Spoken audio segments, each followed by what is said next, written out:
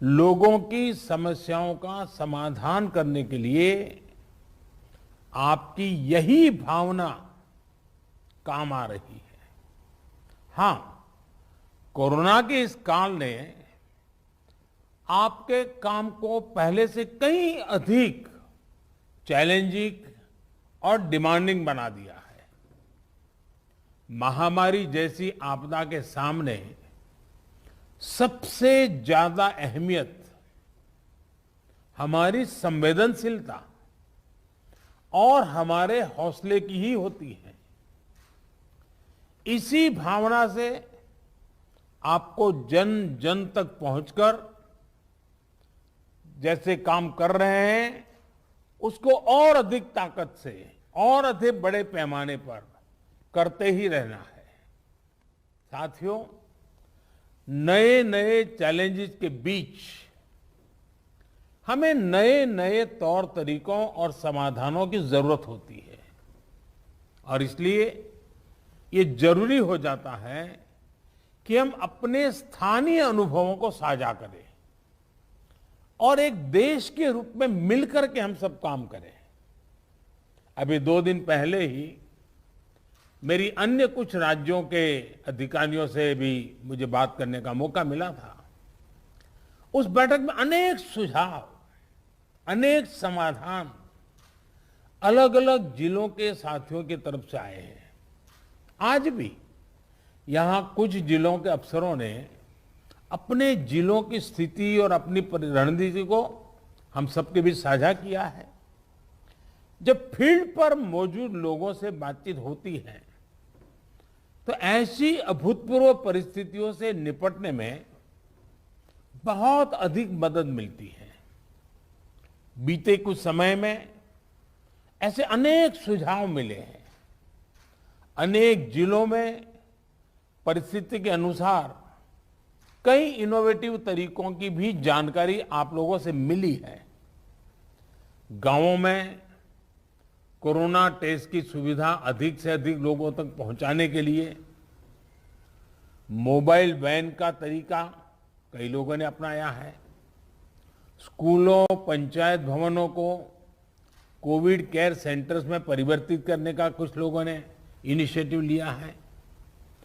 आप लोग खुद गांव-गांव जाते हैं, वहां की व्यवस्थाओं की निगरानी करते हैं, आप ग्रामीणों से बात करते हैं, तो इससे जो वहां का सामान्य नागरिक है या वहां के गांव के जो एक प्रकार से लीडर लोग हैं, 5 होते हैं, 10 होते हैं, 15 होते हैं, अलग अलग क्षेत्र के होते हैं, उनको जब शंकाओं का समाधान होता है और डायरेक्टली आपके साथ जुड़ते हैं तो उनका आत्मविश्वास अनेक गुना बढ़ जाता है। सारी आशंकाएं एक प्रकार से आत्मविश्वास में बदल जाती है। आपकी मौजूदगी से, आपके संवाद से गांव में ये डर निकल जाता है कि कुछ हो गया तो हम कहां जाएंगे, हमारा क्या होगा। आपको देखते ही सारा मन उसका बदल जाता है।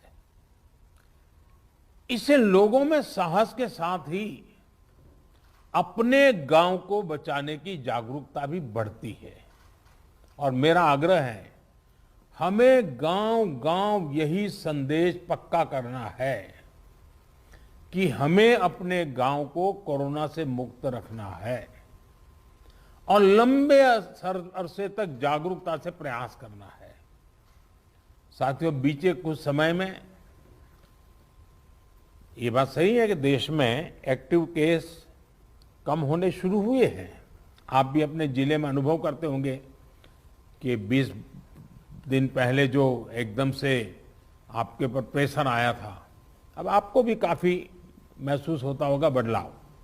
लेकिन आपने इन 1.5 सालों में ये अनुभव किया हुआ है कि जब तक ये संक्रमण माइनर स्केल पर भी मौजूद है, तब तक चुनौती बनी रहती है। कई बार जब केस कम होने लगते हैं तो लोगों को भी लगता है कि अब चिंता की बात नहीं, वो तो चला गया। लेकिन अनुभव दूसरा है। टेस्टिंग और डिस्टेंसिंग जैसे मेजर्स को लेकर लोगों में गंभीरता कम न हो, इसके लिए सरकारी तंत्र, सामाजिक संगठन, जनप्रतिनिधि, इन सबके बीच में एक सामूहिक जिम्मेवारी का भाव हमें पक्का करना होगा और प्रशासन की जिम्मेवारी और बढ़ जाती है। कोविड एप्रोप्रिएट बिहेवियर जैसे मास्क पहनना, हाथ धुलना, जब इनमें कोई कमी नहीं आती, आपके जिलों में, आपके जिलों के बाजारों में, गांवों में कम से कम होने के बाद भी लोग सभी दिशा निर्देशों का पालन करते हैं, तो ये कोरोना से लड़ाई में बहुत मदद करता है। स्थितियों पर लगातार नजर रखने से जिले के सारे प्रमुख विभागों, जैसे पुलिस का विभाग हो, साफ सफाई की बात हो, इन सारी व्यवस्थाओं का इनके बीच में बेहतर तालमेल और प्रभावी परिणाम स्वाभाविक रूप से निकलने लगते हैं। मुझे आपके कई जिलों से इस रणनीति पर काम करने के रिजल्ट्स की जानकारी मिलती रही है। इन जगहों पर आपने वाकई बड़ी संख्या में लोगों का जीवन बचाया है। साथियों, फील्ड में किए गए आपके कार्यों से, आपके अनुभवों और फीडबैक से ही प्रैक्टिकल और इफेक्टिव पॉलिसीज बनाने में मदद मिलती है। टीकाकरण की रणनीति में भी हर स्तर पर राज्यों और अनेक स्टेक होल्डर से मिलने वाले सुझावों को शामिल करके आगे बढ़ाया जा रहा है। इसी क्रम में स्वास्थ्य मंत्रालय की तरफ से 15 दिन के टीकों की उपलब्धता की जानकारी राज्यों को दी जा रही है। वैक्सीन सप्लाई टाइमलाइन की स्पष्टता होने से टीकाकरण से जुड़े मैनेजमेंट में आप सभी को और आसानी होने वाली है। मुझे विश्वास है कि हर जिले और वैक्सीनेशन सेंटर के स्तर पर सप्लाई और सुदृढ़ होगी। इससे टीकाकरण से जुड़ी अनिश्चितताओं को दूर करने में, पूरी प्रक्रिया को स्ट्रीमलाइन करने में बहुत मदद मिलेगी। वैक्सीनेशन का जो प्लान है, जो कैलेंडर है, उनको हम नियमित रूप से अलग अलग मीडिया प्लेटफॉर्म पर अधिक से अधिक साझा करेंगे तो लोगों को कम से कम परेशानी होगी। साथियों, पिछली महामारी हो या फिर ये समय, हर महामारी ने हमें एक बात सिखाई है। महामारी से डील करने के हमारे तौर तरीकों में निरंतर बदलाव, निरंतर इनोवेशन, निरंतर अपग्रेडेशन बहुत जरूरी है। ये वायरस म्यूटेशन में स्वरूप बदलने में माहिर है। एक प्रकार से बहुरूपिया भी है और ये वायरस धूर्त भी है। तो हमारे तरीके और स्ट्रेटेजीज भी डायनेमिक होने चाहिए। साइंटिफिक लेवल पर हमारे वैज्ञानिक वायरस के बदलते स्वरूपों से निपटने के लिए दिन रात काम कर ही रहे हैं। वैक्सीन बनाने से लेकर एसओपीज और नई ड्रग्स बनाने तक लगातार काम हो रहा है। जब हमारी एडमिनिस्ट्रेटिव अप्रोच भी इतनी ही इनोवेटिव और डायनेमिक रहती है तो हमें असाधारण परिणाम मिलते हैं। आपके जिले की चुनौतियां यूनिक होगी, इसलिए आपके समाधान भी उतने ही यूनिक होने चाहिए। एक विषय वैक्सीन वेस्टेज का भी है। एक भी वैक्सीन की वेस्टेज का मतलब है किसी एक जीवन को जरूरी सुरक्षा कवच नहीं दे पाना। इसलिए वैक्सीन वेस्टेज रोकना बहुत जरूरी है। मेरा ये भी कहना है कि जब आप अपने जिले के आंकड़ों की समीक्षा करते हैं तो उसमें अर्बन और रूरल इसको भी अलग अलग से आप गौर करें, ताकि आपका फोकस रहे। इवन टियर 2, टियर 3 सिटी को भी अलग से उसका एनालिसिस करें, ताकि आप फोकस वे में अपना स्ट्रेटेजी वर्कआउट कर सकते हैं। कहाँ कितनी ताकत लगानी है, किस प्रकार की ताकत लगानी है, ये बड़ी आसानी से आप कर पाएंगे। और इससे जब ये प्रकार से देखेंगे तो ग्रामीण इलाकों में कोरोना से निपटने में मदद मिलेगी। और मैं भी लंबे अरसे तक आप ही की तरह कुछ न कुछ काम करते करते यहाँ पहुंचा हूं। मेरा अनुभव है कि गांव के लोगों को अगर सही बात समय पर पहुंचा दी जाए तो वो बहुत रिलीजियसली उसको फॉलो करते हैं, बहुत रिलीजियसली। और जो शहरों में कभी कभी हमको किसी चीज को लागू करने में मेहनत पड़ती है, गांव में उतनी मेहनत नहीं पड़ती। हाँ, क्लैरिटी चाहिए, गांव के अंदर एक टीम बनानी चाहिए। आप देखिए वो परिणाम खुद दे देते हैं आपको। साथियों, सेकंड वेव के बीच वायरस म्यूटेशन की वजह से अब युवाओं और बच्चों के लिए भी ज्यादा चिंता जताई जा रही है। अभी तक हमारी जो रणनीति रही है, आपने जिस तरह फील्ड में काम किया है, उसने इस चिंता को उतना गंभीर होने से रोकने में मदद तो की है, लेकिन हमें आगे के लिए और अधिक तैयार रहना ही होगा।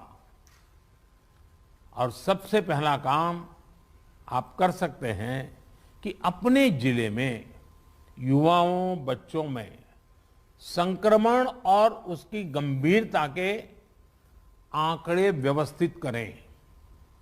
अलग से उस पर रेगुलर आप एनालिसिस कीजिए। आप स्वयं भी, मेरा सभी आप प्रमुख अधिकारियों से आग्रह है कि आप स्वयं भी उसका आकलन करें। इससे आगे के लिए तैयारी करने में मदद मिलेगी। साथियों, मैंने पिछली बार की बैठक में भी, और मैंने ये भी कह रहा कि जीवन बचाने के साथ साथ हमारी प्राथमिकता जीवन को आसान बनाए रखने की भी है।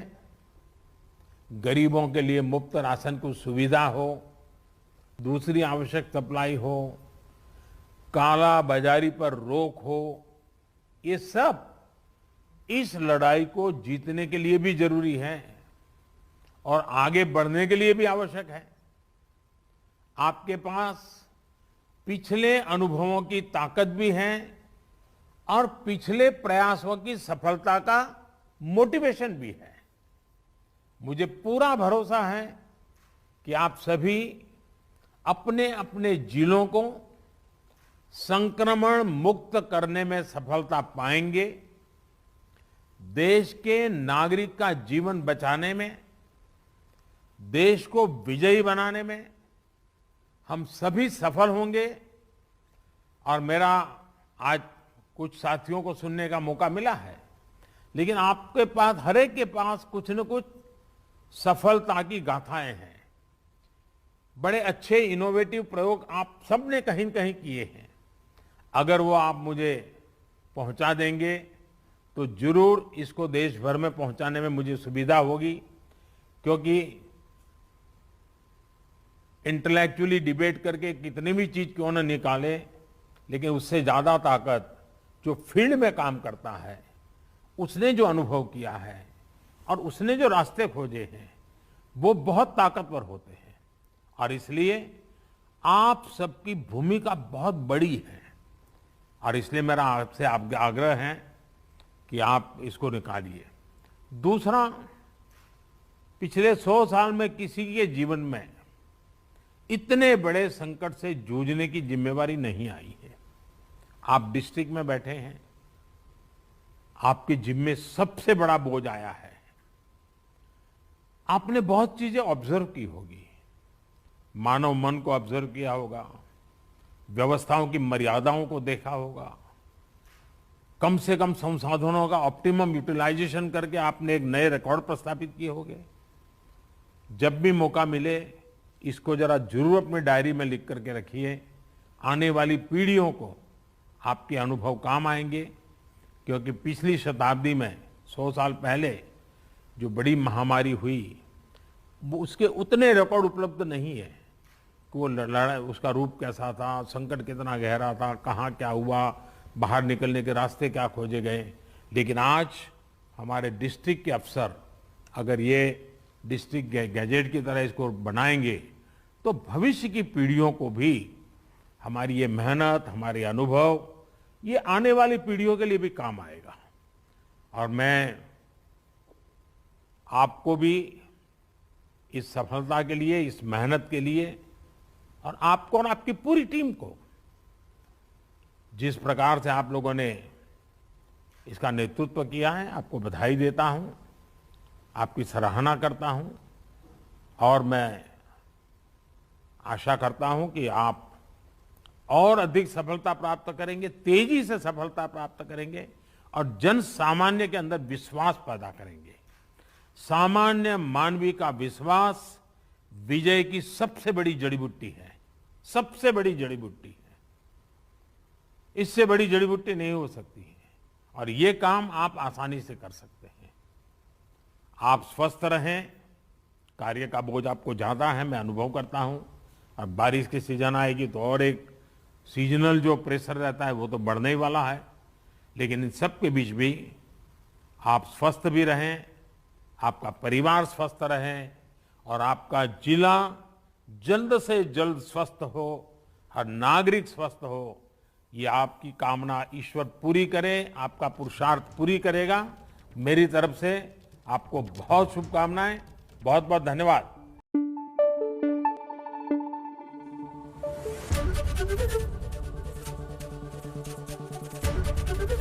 एबीपी न्यूज आपको रखे आगे।